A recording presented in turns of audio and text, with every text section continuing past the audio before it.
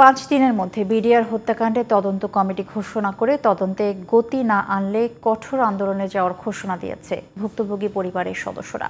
সকালে শহীদ মিনারে জড়ো হয়ে এই ঘোষণা দেন তারা। এ সময় তাদের পক্ষে বৈষম্যবিরোধী ছাত্র আন্দোলন নির্বাহী কমিটির সদস্য মাহিন সরকার আরও কয়েকটি দাবি তুলে ধরেন। বিস্তারিত জানাতুল ফেরদৌসী রিপোর্টে।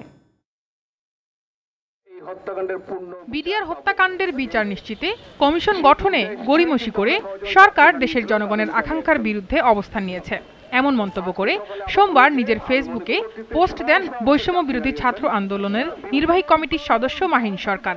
এতে আজ মঙ্গলবার আইন উপদেষ্টার কার্যালয় ঘেরাও কর্মসূচি ঘোষণা করেন তিনি। এরই অংশ হিসেবে সকালে শহীদ মিনারে আসতে থাকেন বিডিআর বিদ্রোহে ক্ষতিগ্রস্ত পরিবারের সদস্য ও ছাত্র জনতা। স্বরাষ্ট্র মন্ত্রণালয়ের দায়িত্বে যে উপদেষ্টা আছেন এবং আইন উপদেষ্টা দুজনের বক্তব্যের দ্বিচারিতার ব্যাখ্যা দিতে হবে। এ সময় তাদের পক্ষে বিডিআর হত্যাকাণ্ডের বিচার সহ কয়েকটি দাবি তুলে ধরেন মাহিন।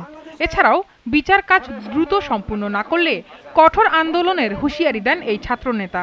বিডিআর হত্যাকাণ্ডের পূর্বাপর সম্পর্কে অবহিত আছেন এমন ব্যক্তিদেরকে অবশ্যই কমিশনে রাখতে হবে। বৈষম্য বিরোধী ছাত্র আন্দোলনের পক্ষ থেকে ছাত্র প্রতিনিধি রাখতে হবে। জেলে ঢুকে মরছেন তাদেরকে দ্রুততম সময়ের মধ্যে ন্যায় বিচারের মাধ্যমে মুক্তি দিতে হবে। অবসরপ্রাপ্ত লেফটেন্যান্ট কর্নেল ফেরদৌস আজিজ স্বরাষ্ট্র উপদেষ্টাকে হুঁশিয়ারি দিয়ে বলেন, বিডিআর বিদ্রোহের বিচার কমিটি নিয়ে ৯-৬ করলে কেউ ছাড় পাবে না।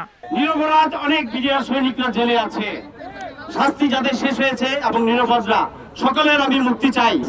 বিডিআর হত্যা ঘটানোর পরে যারা আফটার মাত্রা ট্যাকেল দিয়েছে এই হাসিনার হয়ে তাদেরকেও বিচারের আইনের আওতায়।